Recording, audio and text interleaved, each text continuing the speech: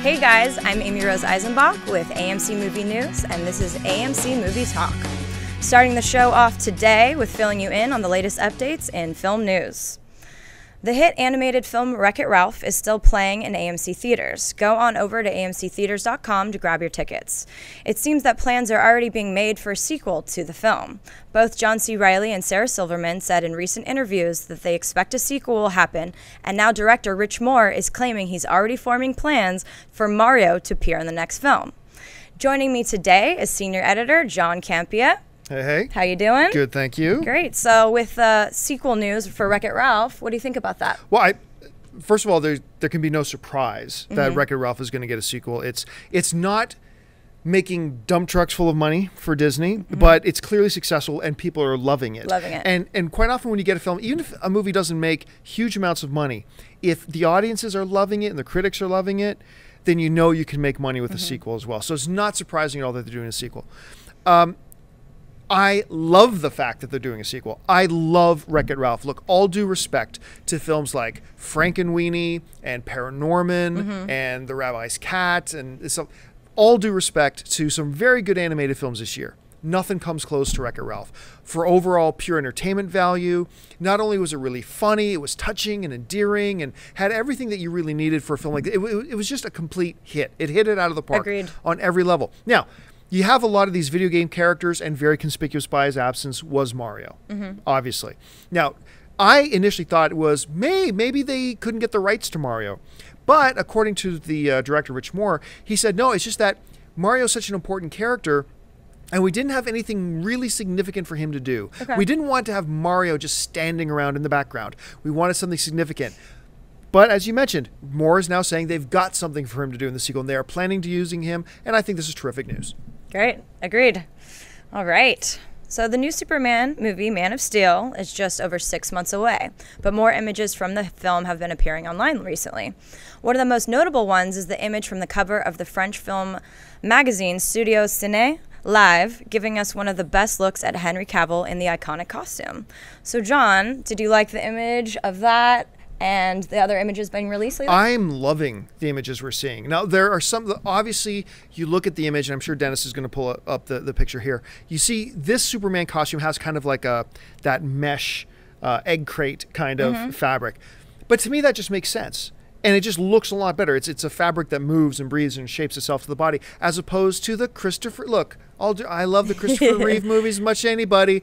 But if they were doing a Superman movie today wearing that same outfit, not gonna fly. That would be a joke. No pun intended. That would fly. That would be a complete joke. It would look absolutely ridiculous. I think the outfit looks great. I'm still very excited about Henry Cavill being cast. I think he's going to be a remarkable Superman. I love the teaser trailers that we've seen to Superman. I love just about everything. Everything we've seen coming out of it. There's nothing that makes me nervous about this film at this point. We're still 6 months away, but these 6 months cannot pass fast enough for me. I think it looks terrific. So yeah, count me in for Superman. Great. So the very first poster for the upcoming Tom Cruise film Oblivion was released online today with the tagline, "Earth is a memory worth fighting for." The cast of the sci-fi action film includes Tom Cruise starring with Olga Kurylenko, Andrea Riseborough, and Melissa Leo. The film is described like this. Jack Harper, played by Cruise, is one of the last few drone repairmen stationed on Earth, part of a massive operation to extract vital resources after decades of war with a terrifying threat known as the Scavs. Jack's mission is nearly complete. Living in and patrolling the breathtaking skies from thousands of feet above, his soaring existence is brought crashing down when he rescues a beautiful stranger from a downed spacecraft. Her arrival triggers a chain of events that forces him to question everything he knows and puts the fate of humanity in his hands. Are you looking forward to this, John? I am absolutely looking forward to Oblivion, and for 3 reasons. Here's the 3 reasons I'm looking forward to Oblivion and why you should too. Number 1, it's a sci-fi action film. I am a sucker for sci-fi action films. I'll see all of them. I won't necessarily, it doesn't mean I'll love them, but even if I know a sci-fi action film is going to be horrible, Like, what was that Justin Timberlake one recently? In Time. In Time. It was pretty bad. Knew that was going to be awful. Knew that was going to be trash. But you still had to see it. But it's a sci-fi film, so I got to be there. So for Oblivion, I got to be there. Number 2, I've said this for a long time. Tom Cruise, maybe he's a bit crazy. Maybe he's a bit batty. Maybe he's not all there. But he's a very, very talented, gifted actor. He's incredibly gifted, and he brings a lot to his roles. And, you know, if you had any doubt, just watch the last Mission Impossible film. I think Jack Reacher is going to be really good. So I'm really looking forward to seeing... I mean, the last time we saw Tom Cruise in a sci-fi film was... Minority Report. Oh, yes. Minority Report. Thank you. That was the awesome. Steven Spielberg one. Yeah. Minority Report. And that was great. So this is that. great. But here's the third reason I'm really looking forward to Oblivion.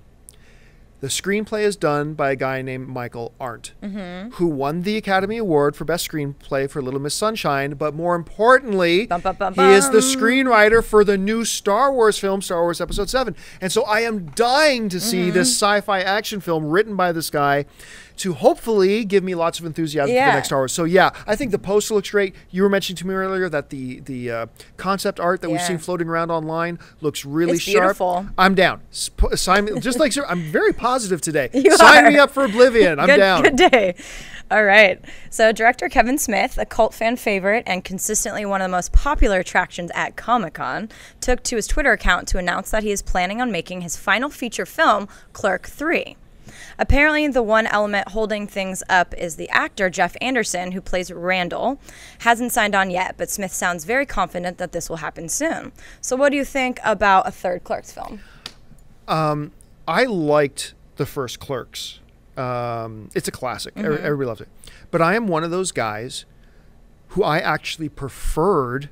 I know this sounds sacrilegious. I preferred Clerks 2.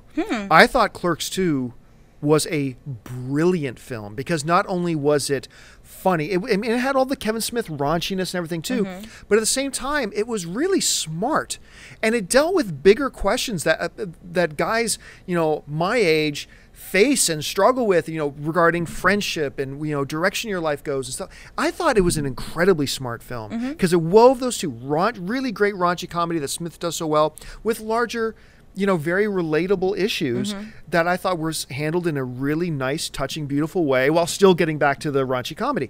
So I thought it was brilliant. I've always wanted to go back and visit those guys again. Dante and Randall, their comedic chemistry together is fabulous. Now, so on the one issue, Clerks 3, damn right. I'm really excited because he said they would never do another Clerks film. So I'm really happy that he's saying this. Now, they said the guy who plays Randall, of course, hasn't signed up for it yet. He was the last guy they got to sign up for Clerks 2. Clerks 2 almost didn't happen because he didn't want to come back. He loves the characters, but he's afraid of making himself look silly. That's what he said in the DVD on Clerks 2. So it sounds like they're having the same issues again, but I think they'll get him on board and they'll probably do it. But the second issue that comes up in here is that Kevin Smith is saying this is his last feature film. Dennis, you and I had a discussion about this a little earlier. Share with everybody the thoughts you were giving me about Kevin Smith saying this is his last feature film. It's not his last movie. Please. I mean, directors say that. Rappers say it. They all say, like... I instantly thought of Jay-Z saying, yeah, this is my last album before my next album in 3 years. I instantly thought of Michael Bay saying, I'm not directing Transformers 4. Exactly. Exactly. So I personally don't think it's his last movie. I know Tarantino says he has a few movies left and then he's done. I guarantee within the next 15, 20 years, Tarantino and Kevin Smith will have another movie besides the last one that they supposedly had. It keeps their fans like at the edge of their seat. See, and I am totally with you in general about that, but I don't know if it applies to Kevin Smith. I've gotten the feeling from Kevin Smith for a long time that he's kind of done with directing, that he's kind of over it. And you know, we saw that with that little horror film he did recently, Red State, that he, you know, got some real negative feedback on that, and he reacted very badly to it. And I think I actually could believe it, that he's like, I've had enough, and is willing to walk away from it. But I won't be surprised if in 2019 we hear of Clerks 4, or Chasing Amy 2. I know he does that Hollywood Babylon thing with Ralph Garman from K-Rock. Right. That's like his baby. So we'll see. We'll see what happens. All right. So actor James Marsden and Elizabeth Banks have signed on to star in the upcoming comedy Walk of Shame, to be produced by Lakeshore Entertainment. Walk of Shame follows a high-strung news anchor who, after a wild night out, finds herself locked out on the street with no phone, money, ID, or car, and embarks on a series of misadventures as she finds her way to the most important job interview of her life. Now, do you like the sound of this one, John? Oddly enough, I do. I do too. And you know what? I'm not your typical guy movie fan. I can get into romantic comedies. I really can. And this sounds like a good one for a couple of really important reasons. Number one, I think the premise does sound like it could be cute. Yeah. Number two, any girl for about the past 5 years, 6 years, 7 years, any woman that I've become involved with has to sign an acknowledgement contract at the beginning of our relationship that if I have the opportunity to hook up with Elizabeth Banks, you have to just be fine with it, and you just have to be okay with it. She's a cutie. She is awesome. And I'm not just talking, oh, she's so hot. I mean, she is so adorable. She's so likable. She is infinitely likable. She's great on screen. Yeah. She's really great on screen. And so I'm really looking forward to her being it. But also, I think James Marsden is one of these actors that does not get the credit he deserves. And it's kind of funny. Both of them have had roles in continuing ongoing roles in 30 Rock. And I think they've both been great in 30 Rock. But Marsden, you really think about it. He was so good in Enchanted. He was so good in Hairspray.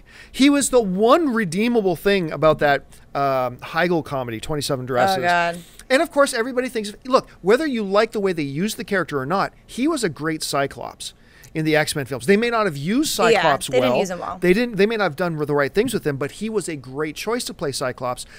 I just think he's so underrated. So seeing these two people together in a romantic comedy by Lakeshore, and I really quite like Lakeshore Entertainment. I think this could be a winner. Hey, listen, folks, that will do it for us. Thanks for joining us here on AMC Movie Talk.